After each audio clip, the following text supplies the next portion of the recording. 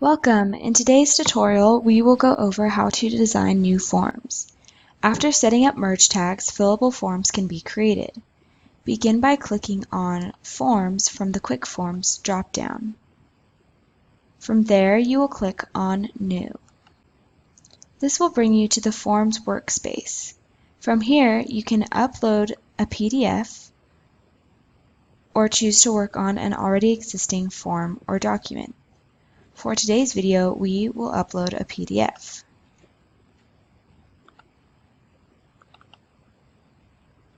The first thing you'll want to do is add any participants for this form.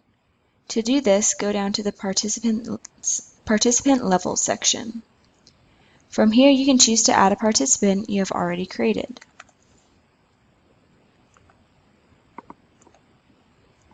For more information on this, watch our video on creating participants. You can also create a new participant by typing in the desired participant name. We'll call this one Seller 3 and clicking Add. So you can see here is the participant name. Then you can choose what color you would like this participant to be. We will go with pink.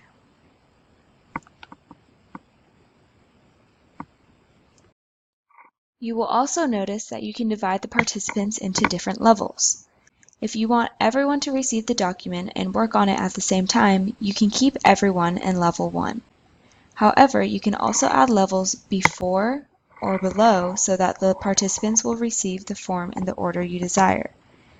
To do this, simply click on the 3 dots next to the level name and either add a level above or add a level below.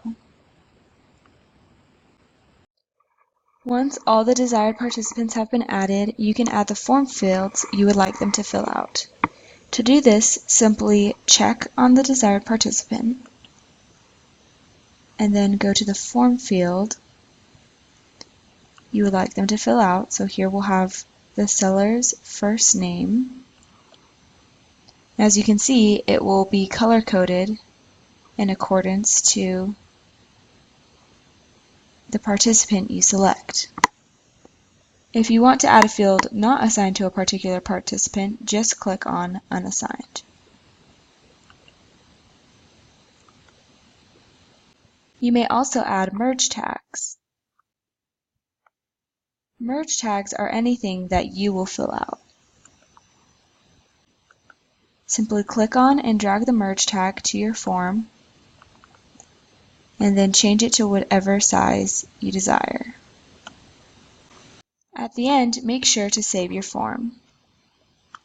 As you can see, you can actually decide to save this as a form, a template, or a project. For today's video, we will save this as a form. From here, you can decide which folder you would like to save the form in.